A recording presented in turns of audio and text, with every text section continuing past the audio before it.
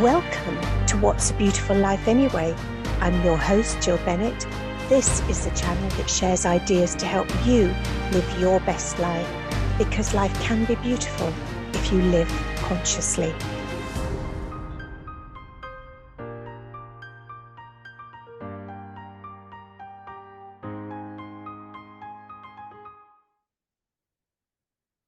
Welcome to this week's edition of What's a Beautiful Life Anyway? My guest today is Lyn Lapworth, who is the founder of Eco for All. And Lyn is a wife and a mum of 2 children. She eats, sleeps and breathes environmentalism, and started her journey 11 and a half years ago when her daughter was born. Lyn is an avid litter picker, an animal lover, has chickens and ducks, some of which have been rescued, but a couple of lucky little ducks were hatched out during lockdown. And Lyn also has 2 rescued and semi-feral cats. We all know that living our best and most beautiful life, we need to be kind to the world that we live in and help to save our environment, which we all know, we read so much about it and see it on the news, really needs everybody's help at the moment. Lyn, tell us a little bit about your background. Hi, Jill. So I guess my journey really started when I was 17. We'd had the Body Shop had obviously had great success with their not tested on animals products.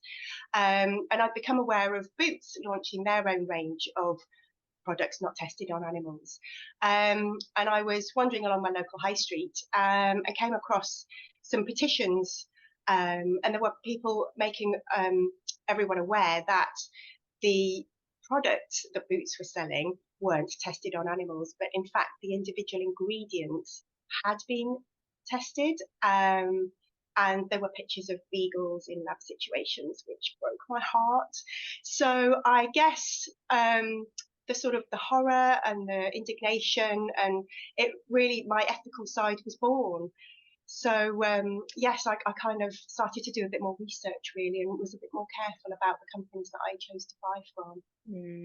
You know, it's still the same today, isn't it? I think there was an EU directive that all cosmetic companies had to stop testing on animals, and a lot of them did, but then companies like, I'm sure it was some of the big ones like Clarins and Clinique, because they're not allowed to sell in China. In China, your products have to be tested on animals. Yeah. To be able to sell them there. And so a lot of them started doing it again. And you're right, it's not just the testing on animals. For me, it's the bits of dead animals that are in our products, especially your skincare and that. You need to check that something is fully vegan, because then you know that it's the whole supply chain has been checked. It's not tested and there's no bits of animals in. So things like tallow are literally boiled up dead carcasses, which the oils are used in as a nice creamy thing to add into your body lotion and your skincare. So yeah, anyone listening, don't be fooled. Something needs to be fully vegan. They need to be quoted on the PETA website. Then you know that every aspect of animal health and welfare has been taken into account and not included. Well, gelatin is in so many products. You have to be ever so careful. Even like chocolate mousses can contain gelatin, things that you wouldn't imagine. And obviously that's sort of pigs and cows kind of stomach linings, I believe. Yeah. And is it lanolin that is the sweaty residue on sheep's wool? Yes. Yeah. And that's in so many skincare products as well. I mean, it's shocking when you actually think about what goes into them. Absolutely. Yes, yeah, that's just it though, isn't it? It's stopping and thinking about it and just having time to have a look and just, you know, look out for the helpful symbols, really. Yes, yeah, they are helpful, aren't they? Now, I know, you know, we've already said when your daughter was born, you wanted to be a bit more mindful as how you raised them. So what were some of the things that you did then? The first thing we did was cotton nappies. Even then, they were available. In fact, when I was a child, however many years ago that was, not going to mention that, but my daughter was, so she was in cotton nappies from the get-go, and I was looking for biodegradable wipes, compostable nappy bags, all of those sorts of things. And then I got into the habit of passing her clothes on when she'd outgrown them. what do you do with them? I don't want them going into landfill. So fortunately, I had quite a few friends have daughters after me. So I just got into the habit of passing them on, and they went round probably 4 or 5 different friends. So you imagine how much money that's saving, and how much it's saving clothes going into landfill. Yeah, no, that's such a good thing to do. And I know that, how long is it since you've bought any new clothes for your now 2 children? So I made a commitment 5 years ago. I became aware of some gorgeous pre-loved companies that had set up, lots of lovely small British companies, and I love to support small British companies. I think it's a really important thing we can all do. Avoid using Amazon, which are one of the companies that I no longer go anywhere near for various reasons. But yes, so 5 years ago, I stopped buying new for my children. They don't care in the slightest. It's still new to them, and that's all that matters. As long as it fits, it's comfortable, they are happy. So yeah, and then I do the same for myself and my husband. You know, the last couple of years, really, I've focused on changing our clothing habits. So, and it's so easy. This is the thing. It's so easy when you start to look. Yeah. And obviously, it saves a few pennies, which we all need to do, don't we? Yes, we especially at the moment. And I love, well, I was absolutely gobsmacked at the statistics that you stated about if there was no more clothing produced today. Tell us. Yes. So I read a Facebook post a few weeks ago, and it gave me a really shocking statistic that if we were to stop producing clothing globally today, there would still be enough items of clothing on the planet for the next 6 generations of 8 billion people on the planet. So this is where fast fashion just needs to be curtailed. Clothes are just being dumped in deserts, in people's, landfills. It's just heartbreaking, and it's not sustainable. So when you think about things like that, we just need to take a breath and just really review our shopping habits. Yeah. So that's a real shocker, that one, isn't it? I know. It's incredible. Yeah. And then let's talk a little bit about heating, because again, that's really topical at the moment. Everyone's worried about their utility bills, but then how many of them are adjusting their thermometers or whatever else? Now, you have got something I've never heard of. So tell us how you produce fuel for your home. Okay, so we installed a biomass boiler 8 years ago. So there's a scheme that the government launched called the Renewable Heating Incentive, RHI, and we were given a phone call. We're quite rural, so we have a little bit of space. So we had this biomass boiler installed, and it basically is wood pellets. So these wood chips that are put into a big hopper, and that feeds our boiler, that heats our home. We are in a listed house, so we weren't able to at the time put in solar panels. So this was our best option. It's probably not a decision I would make today, but regulations have changed. We've now been able to have solar panels, so we have both working in conjunction with each other. So solar panels I would highly recommend for anybody that does have that sort of income. It's adding value to people's properties. It's saving you on energy. They pay themselves within 5 to 7 years, I think. Yeah, payback they is do there. now, don't they? It used to be a lot longer. And Yeah, I think, absolutely. I mean, I know in some areas there probably are still government incentives to have solar panels. Sorry. But I think all new houses should be built with solar panels. Oh, don't get me started on that one, I Jill. know. I mean, every time as I you walk know, past I it. spend most of my year in Mallorca, and they don't even have that regulation there. So, Yes. I know. 300. Every time I'm driving past a housing estate, a new housing estate, and it's just a handful maybe that have solar panels on, and I'm just like, they're just not planning forwards. No. The green revolution is coming, whether they like it or not. That's right. We need to invest. We need to have the infrastructure there. Yeah. And it will create so many jobs. Yes. But also, the cost of buying a new house, people wouldn't even notice the cost in that.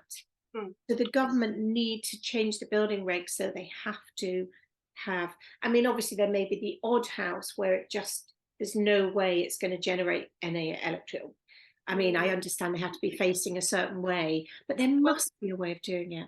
yeah, they are actually now putting solar panels on east-west facing. So Ah, instead of getting a peak of like the sun in the middle of the day for south facing, you just get more of a peak in the morning and then one later in the evening. So even that now, regulations have sort of relaxed, and it's just much more of an option.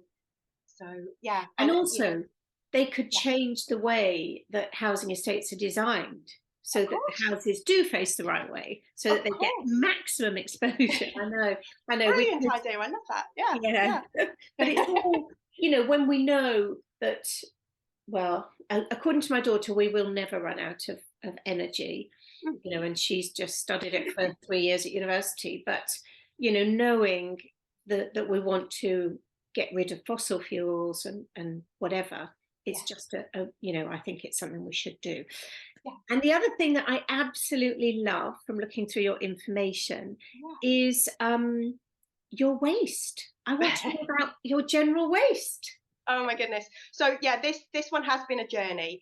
I came across there's a Facebook group that just captivated me called Journey to Zero Waste UK. It was the UK version, and I was reading on there people had put their bin out for the first time and they'd got to August, and hadn't put their bin out yet. And I was just like, how on earth are they doing this? So I just went on my own journey, and I put my waste bin out now 4 times a year, um, which I'm quite proud of. We're a Mm, house of 4 people, two yeah. children, you can imagine.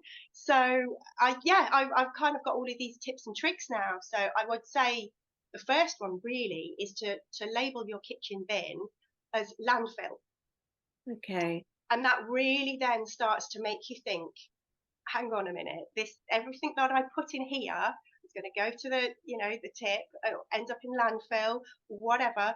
And it's then kind of making me think, do I need that can I reuse that? Can I use yogurt pots and spread tubs as storage for Lego, or batteries for recycling? A client of mine took her yogurt pots and her spread tubs and used those and made her own recycling hub at home with her 9-year-old daughter, which I just absolutely love. That inspired me. So you just have to really dial into thinking about things just a bit differently, and Yeah. those sorts of little ideas of making you realize that it goes into landfill. Yeah. And I guess it's easier if you are in a property that's got a reasonable amount of garden and, you know, for doing certain things. If you're in Yeah, a flat somewhere, it might be more difficult. of course, of course. Yeah. There's shopping habits that you can change. So Yes. we all have lots of towns and cities now have the zero waste stores, which are Yeah. incredible places. I'm so lucky. I've got some amazing zero waste stores near me. Yeah. They're my favourite shops because the people in them that run them are just the friendliest, most welcoming, helpful people that you could imagine. Yeah. That's where you really get your customer service that you're looking for. So yes, yeah, but you just need a window to be able to grow some tomatoes and strawberries at home, Yeah. Yeah. you know. And those You're those are right. two. It's the Yeah, zero waste shops, and more supermarkets now are having a lot more of their range of fruit and vegetables that isn't pre-packaged. And I yeah. know when I go and get a few, you know, oh, I don't know how that's coming through. Just a call was coming through then, and I actually have everything on sleep, so I'm not sure how that happened. Okay. But yeah, even if I buy giant potatoes now, I don't put them in a bag in the No, supermarket. You know, even everything I can possibly do, I've got some reusable bags anyway, but I just put them in my trolley. You yeah. know, why do we need to put them in a bag, for goodness sake? Exactly, exactly. Yeah. Again, it's going back to the good old days. Yes, Showing yes. my age again, but yeah, it is. That's how it used to be. I Yeah, mean, there's nothing nicer, I don't think, than going down a high street and seeing a greengrocers or whatever, where it's just yeah, all of this beautiful coloured fruit just laid out. You know, yeah. packaging's crazy. Bananas, oranges, they're all in their own packaging. Yeah. It's And not moving. actually, and something I've just thought about, when you're picking your own fruit and veg, you're not going to suddenly find a rotten one in the middle like you will with prepackaged. So, there's Absolutely. more of an incentive to do it. Yeah, Now, absolutely. I know, Lyn, you've got an amazing business that you've set up, and it all sort of started because of something a friend said to you. So tell us a bit more about that. I'd love to. So obviously we've been living more sustainably at home for quite a number of years. So I've had a lot of people asking me tips and tricks and where did you get that from and how do you do this? And then 2 or 3 years ago, a friend of mine said to me, she said, "Oh, do you know, Lyn, I think it's just really expensive being eco-friendly." So that just set me off on a spiral. I was questioning, why does she think that? It's about not being consumerist. It's about not buying stuff that you don't need. It's about avoiding clutter in your home. Yeah. And I just was really worried then that if this friend of mine thought that, then how many other people out there had that same mindset? It's expensive being environmentally friendly. We can't have people thinking that if we're going to do something about the state we've got our planet in. So that just gave me no option but to set up my business.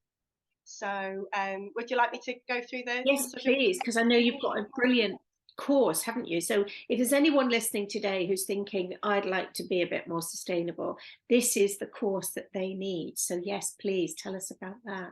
Thank you. So I've developed a series of sessions. So I work really closely with people.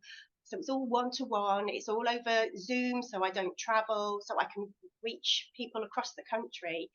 And I've just created sessions on specific areas of home living. So the first one I tend to offer is the cleaning and laundry, because that's a nice easy one. It's quite a gentle in, and we just look at changing a couple of habits, using up what you have obviously first, and then looking at better products going forwards.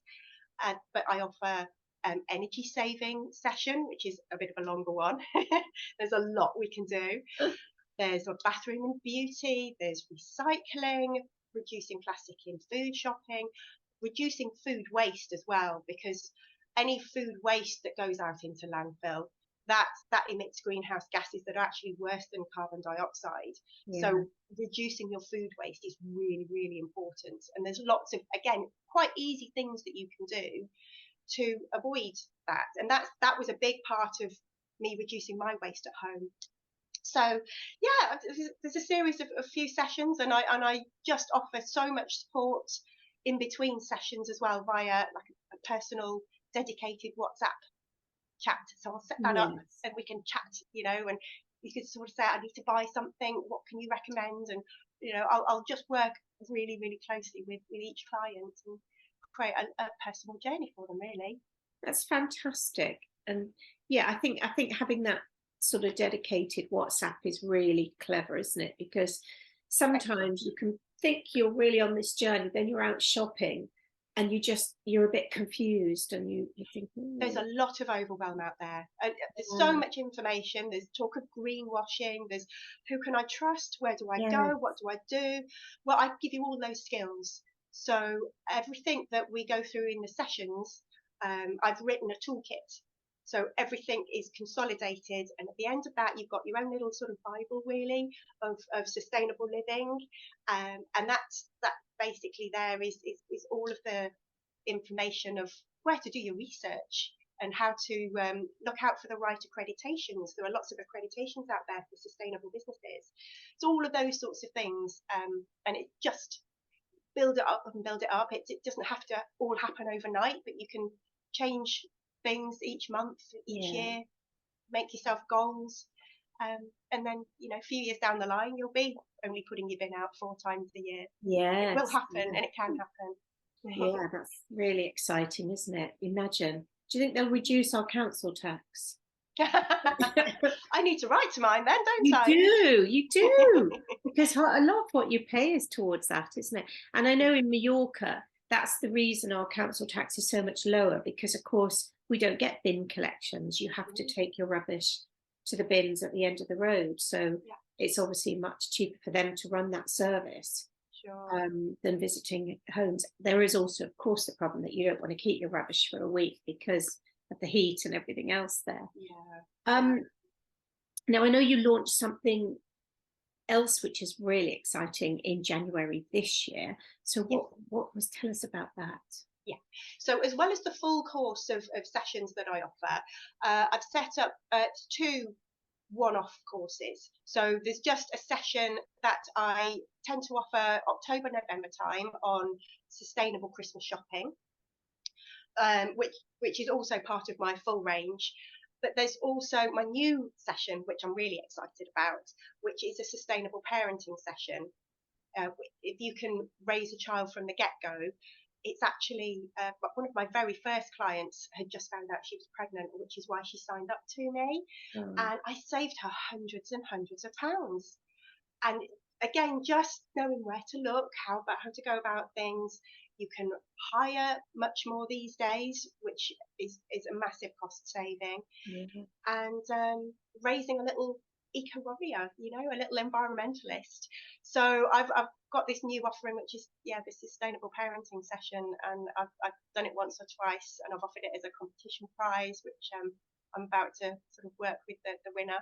So, and I love it. It's a Yeah. really really lovely session, and I'll Yeah. hopefully work I closely love with that. I love that idea of the Christmas shopping one as well, because I mean, with most of my friends now, we have like a secret Santa. So Sure. everyone buys one gift and it's something suitable for everybody. And then you take one gift, because yeah, buying 10 gifts for 10 people, a lot of the time it's things that are never going to get used. And Well, this is it. And who wants a house full of stuff? yeah, Really? yeah, Um, I think a lot of people now are of the mindset that if they can buy experiences yeah, rather than stuff, yeah. um, And I kids love only. the whole thing on Facebook where, like last year for my birthday, I just said, "Oh, please donate to Alzheimer's charity," and that's such a lovely idea, isn't it? It Yeah, really is. It really is. yeah, A lot of people as well are donating to charities instead of sending Christmas cards. Because yeah, again, unless you're going to cut out the front of the Christmas card and make it into a label for the next year, which, yeah, is a lovely thing to do, yeah. then what's going to happen to those Christmas cards? And not all of them are recyclable. If they have glitter or metallics No, on, glitter's obviously a real, basically microplastics, horrible little bits of plastic, then it's not recyclable.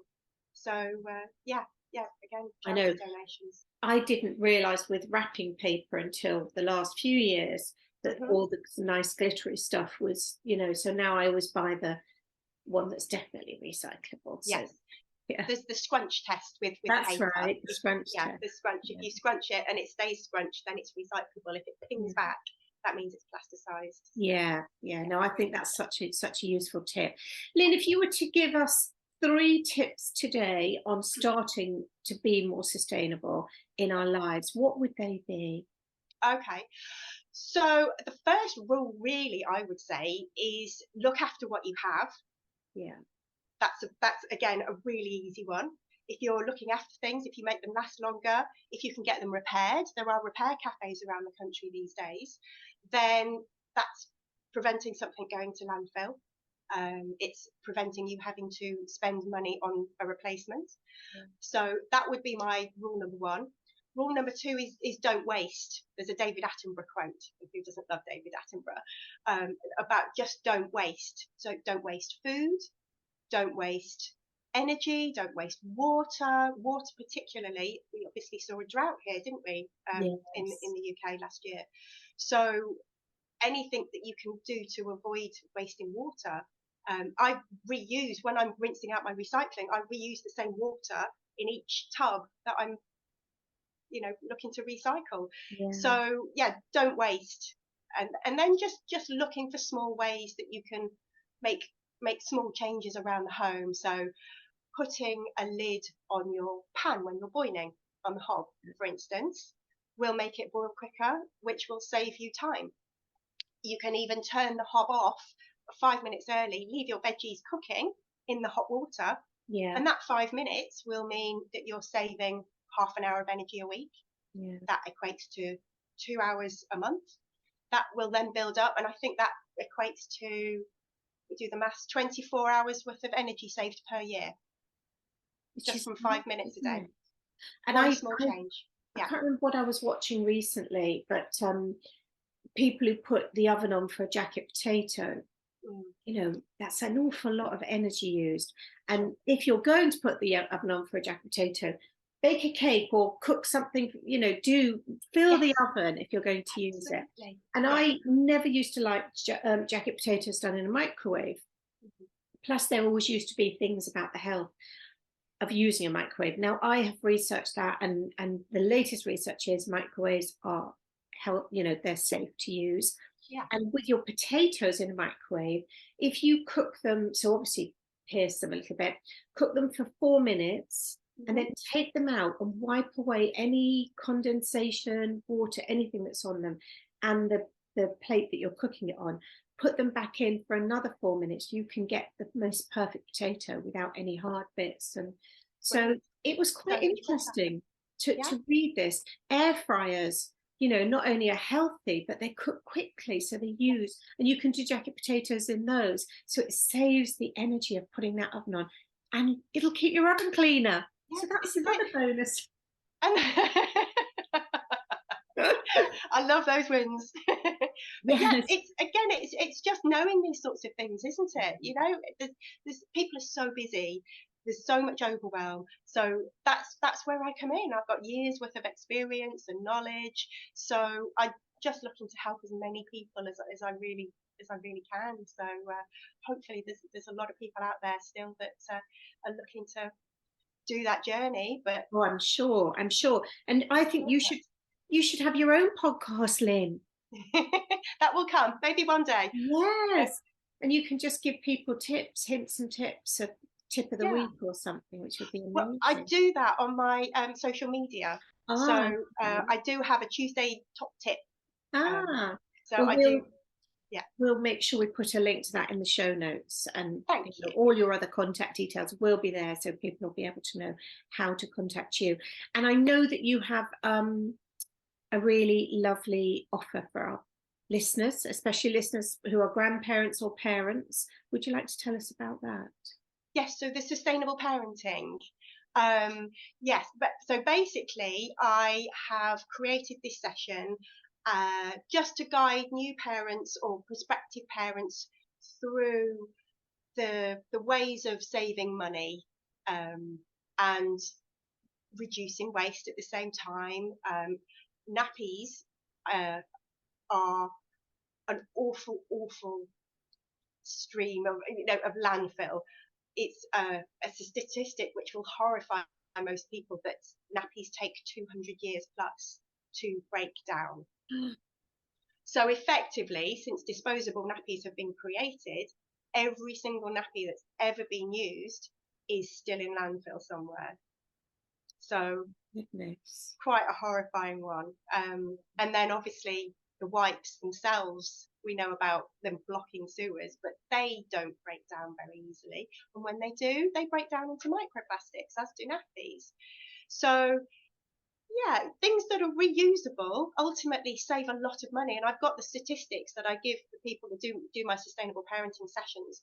If you can afford the cotton nappies, you can hire them, you can buy them pre-loved. That actually can save you hundreds of pounds over the 2-3 years that your child would be wearing disposable nappies. Yeah. So it is a saving. It's just finding that initial outlay, but there are ways of doing it on slightly cheaper. Yeah, no, it's a huge saving, isn't it, in the longer term? Gosh, Yeah. I am horrified. I know you can now get some biodegradable wipes, Yes. which I know because I sell one, like a makeup wipe that's I think it biodegrades in 44 days or something. Well, that's good to know. Biodegradable is a tricky one because it's actually Yeah. unregulated. So compostable is the bona fide. Yes, it will break down in your home compost or Yeah. in the compost bin that the council take away. But biodegradable, it's good to know the statistics on biodegradable when, because it Yeah, could I'll be have to check biodegradable in that. 500 years. Yeah, no, I'll have to check that, but I know it is a much shorter timescale than, Yeah. than the hundreds of years that most of them take. Lyn, such a fascinating conversation, and I shall certainly post all your links up for everyone to be able to link with you, get onto your Facebook page, get those Tuesday tips, because it's something we all need to take much more seriously than we do now, I think, and start looking after our planet. Thank you so much for talking to us today. Thanks, Jill. Thanks so much for listening to this week's show. Check out all the links to the resources mentioned in today's episode and all my freebies in the show notes. See you next time.